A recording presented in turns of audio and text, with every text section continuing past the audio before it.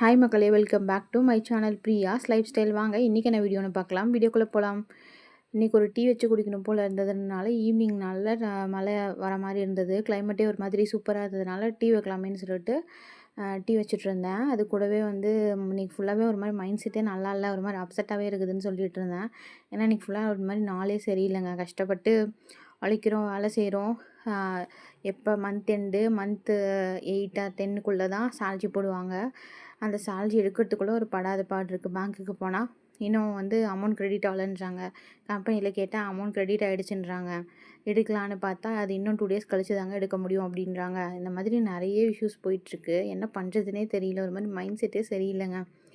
ஒரு மாதிரி மைண்டே ஒரு மாதிரி அப்செட்டாக இருக்குது. எங்கள் ஹஸ்பண்ட் வந்து ஒர்க் பண்ணிகிட்ருக்காங்க. நாங்கள் வந்து பெங்களூரில் இருக்கோம். 8க்குள்ளே நாங்கள் வந்து ரெண்ட்டை பே பண்ணோம். நிறைய செலவெல்லாம் இருக்குது இல்லைங்களா? மந்த் ஸ்டார்டிங்னாவே பே பண்ண வேண்டிய விஷயங்கள் நிறைய, வீட்டுக்கு தேவையான கிராசரிஸ், இந்த மாதிரி நிறைய விஷயம் இருக்கும்.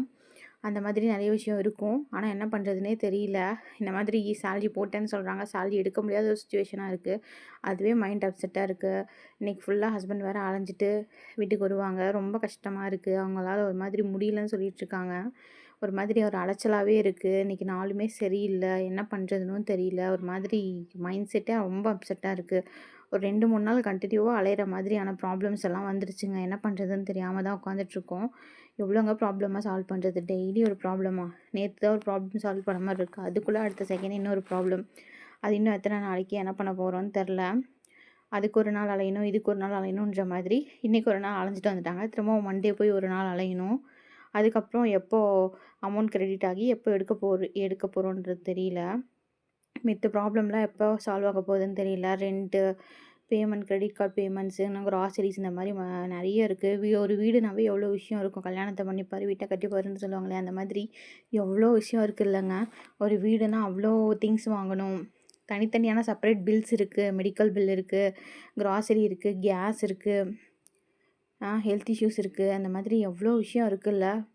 எவ்வளோ விஷயத்த ஃபேஸ் பண்ணி டெய்லி லைஃப் ஸ்டைலை க்ராஸ் பண்ண வேண்டியதாக இருக்குது பாருங்கள். என்ன தான் டெய்லியும் சமாளிச்சுட்டு இருந்தாலும் இந்த மந்தோட ஸ்டார்டிங்கில் அந்த சேலரி வந்ததுக்கப்புறம் ஒரு ஹாப்பினஸ் இருக்கும் பாருங்கள். என்ன நினச்சாலும் வாங்கலாம், என்ன பிடிச்சது மாதிரி சாப்பிட்லாம் அப்படின்ற மைண்ட் செட்லாம் ஓடும். ஆனால் அதுக்குள்ளே இப்படியெல்லாம் பிரச்சனை வரும்னு யோசிக்கவே இல்லைங்க. என்ன பண்ணுறதுனே தெரியல. அலைஞ்சு திரிஞ்சாலுமே அதுக்கான ஒரு பலன் கிடைக்கும்னு நம்புகிறேன். வாங்க டீ குடிக்கலாம். சப்ஸ்கிரைப் பண்ணுங்கள் மக்களே. Please subscribe me, like me, share me, comment me மக்களே.